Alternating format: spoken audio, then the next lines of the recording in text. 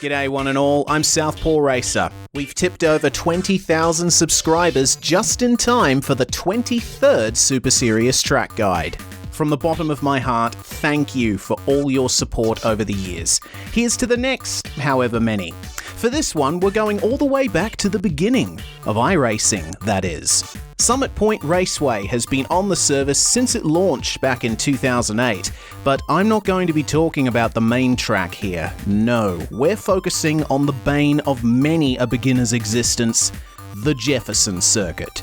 A quick history lesson. In the mid-1990s, Summit Point's schedule was becoming a bit crowded. When the place first opened, racing was its main focus, but within a couple of decades, driver training, especially for the police, took up most of the track time. Everyone wanted a slice of the Summit Point pie, so track owner Bill Scott decided to bake a second pie to keep up with demand. So it was that the Jefferson circuit was built, entering operation in 1996. In the sim world, iRacing uses the Jefferson circuit to fill out their rookie series schedules. Pretty much all of us have driven around this place, and I think a sizable portion of us were glad to see the back of it when we finally graduated to higher licenses. Down the front stretch we go.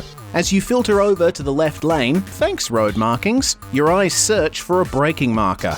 But there are none to be seen. Where did they go? Who took you? Your family are worried. Please come home! Well, it looks like the cones are just chilling over at the entry to Turn 1 on the main circuit, and it seems they're quite happy there. They found a place and good work opportunities. They're building a life for themselves, so we should probably leave them alone. Back over at Jefferson, it seems we must choose our breaking point by feel and instinct alone. Close your eyes, reach out with your aura, and sense the moment, the exact point in time and space to slam on the stop pedal. You have power. You have agency. You have slammed into the back of the car in front. Brake markers are overrated. I guess when you start off, you rely on them too much anyway, so every braking zone here is a teachable moment, even for someone like me, who's been sim racing for 14 years. You need proof? Yeah, I still can't get the entry to Turn 1 right. It's okay. Even if you nailed it, you still have a sequence ahead of you that you'll probably mess up anyway. Turn in too early for the left-hander and lift when you should be going flat out, and try to compensate by attacking Turn 3 with way too much gusto. This will result in overshooting the very short braking zone for Turn 4, placing you on a non-optimal line. In a vain attempt to gather it up, attempt to induce oversteer by slamming on the accelerator. If you do this and inevitably slither into the grass on the outside, you're not getting any sympathy. The left-hander just keeps going, falling away from you as you struggle to get back on the tarmac, like falling out of a plane with no parachute. A short straight follows to allow you to contemplate your mistakes, but don't get too lost in thought because there's another unmarked braking zone into a downhill left. If you somehow get through there unscathed, there's another, even longer straight to build your trepidation and paranoia for the final turns. Okay, it's all good.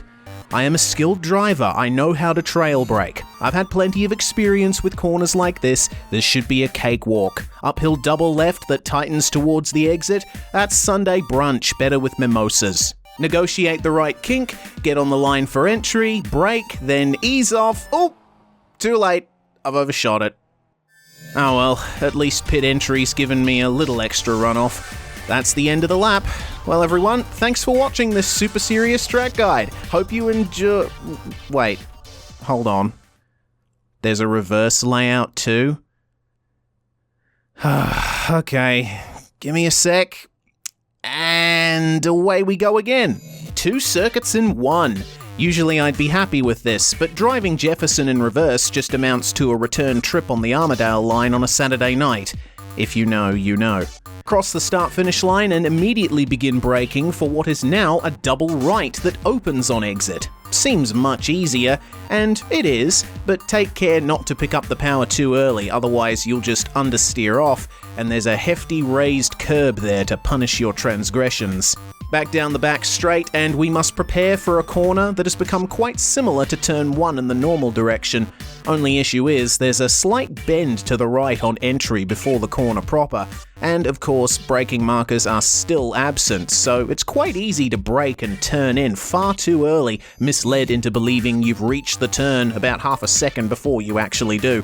climb the hill, try not to touch the grass, and then realize with impending horror that the northern hairpin is now that most dreaded of turns. Fast entry, coasting, braking while turning, then slowing right down. It's turns 1 and 2 at Shanghai all over again. Where do I brake? Damn you, lack of markers. Oh no, now I'm going too slow for the short stretch between the actual turns. I guess it's time to just coast until I think it's time to brake again. Oh, god damn it. Come on, just a few more turns to go. Flat on the accelerator, just lifting a little when it feels like the front tires are going on a hunger strike. Stay to the right, out of the last right-hander, and brake for the final turn. All good, we're golden.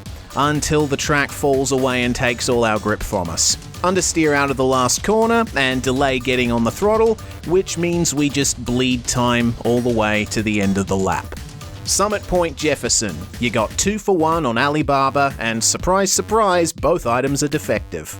Since iRacing scanned Summit Point, the Jefferson circuit has been extended. Thanks to my patron Adam Miller for pointing me to this footage of his dad lapping the recent extension, link to the original video in the description. To me, it looks just as nightmarish as the original layout, so who knows? Maybe if iRacing ever get around to rescanning the facility, we can find out for sure how much of a harrowing experience it really is. Actually, come to think of it, there's yet another track at Summit Point that hasn't been scanned, the Shenandoah circuit. Oh my lord, that is super duper serious track guide material. Get on it, iRacing, I need more tracks to fill my Patreon polls. Speaking of which, if you want to vote on which tracks I roast in the future, you can support me on Patreon for as little as $1 Australian a month. Every patron gets to cast a vote in a monthly poll. And this is where I'd like to thank everyone who does support me. Everyone listed here, as well as my super serious supporters, Adam Miller, of course, Callum Crayston, Cisco Scaramuzza, CJ Flash 99, Ira Felberg, Jay Kennedy, Jess Moore, Keenan, Michael Hollinshead, Pub with No Beer, The Original Sticks, Thomas Clarendon Blair, and Tom Hins. If you're interested in supporting me and my content, become a patron today at patreon.com/SouthPawRacer. Thank you for watching, and I'll see you at the first corner.